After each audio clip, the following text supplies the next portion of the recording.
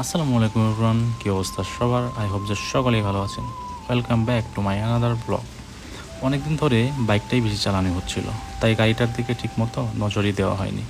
কিন্তু গত কিছুদিন ধরে একটা জিনিস খুব ফিল করছিলাম, গাড়িতে আগের মতো সেই পাওয়ারফুল অ্যাক্সেলারেশনটা আর পাচ্ছিলাম না।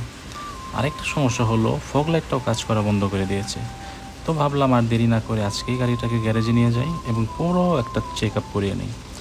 দেখি আসল সমস্যাটা আসলে কোথায়, আর গাড়িটাকে আবার আগের কন্ডিশনে ফিরিয়ে আনা যায় কিনা। তো চলুন শুরু করা যাক আজকের ভিডিও। তো এখন বের হয়ে গেলাম গ্যারেজের উদ্দেশ্যে। রাস্তায় আসতেই আবার গাড়িটার সেই আগের সমস্যা ফিল করলাম, অ্যাক্সেলারেশনটা ঠিক আগের মতো রেসপন্স করছে না। যাওয়ার পথে কিছু সুন্দর রাস্তার ক্লিপও নিয়ে নিচ্ছে আপনাদের জন্য।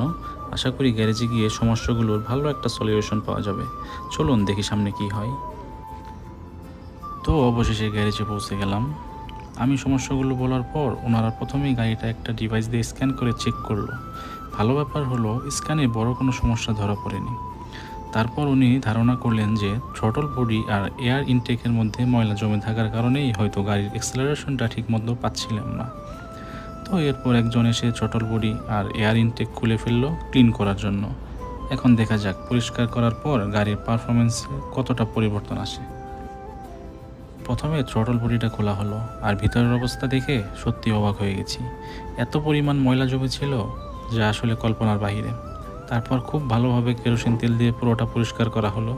এরপর এয়ার ইনটেকটা খোলা হলো, আর এখানকার অবস্থা ছিল আরও খারাপ। ভিতরে এত বেশি ময়লা জমেছিল যে দেখে সত্যি অবাক লাগছিল।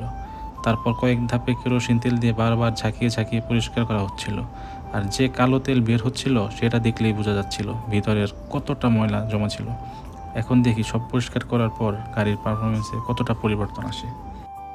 সব কিছু লাগানো এবং পরিষ্কার করার পর ইঞ্জিন বেওটা আবার কম্প্রেসড এয়ার দিয়ে ভালোভাবে ব্লো করা হলো, যাতে ভিতরের জমে থাকা ধুলো ময়লা একদম উঠে যায়। কাজ শেষ হওয়ার পর আবার ফগ লাইটটা চেক করা হলো। কিছুক্ষণ চেষ্টা করার পরও লাইট জ্বলছিল না। পরে রিলে খুলে দেখা গেল ফগ লাইটের রিলেটা কেটে গিয়েছে। সেটা বদলে নতুন রিলে লাগানোর সাথে সাথেই ফগ লাইট আবার ঠিকভাবে জ্বলে উঠল। আসলে শুধু রিলে নষ্ট হওয়ার কারণেই লাইটটা কাজ করছিল না।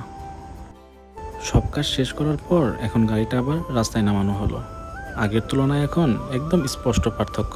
অ্যাক্সেলারেশন অনেক স্মুথ, রেসপন্স অনেক ভালো।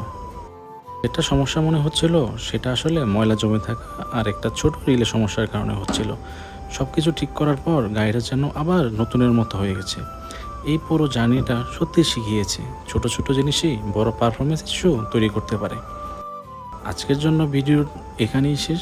দেখা হচ্ছে আবার নতুন কোনো ভিডিওতে। ততদিনের জন্য সবাই সুস্থ থাকবেন, ভালো থাকবেন। আল্লাহ হাফেজ সবাইকে।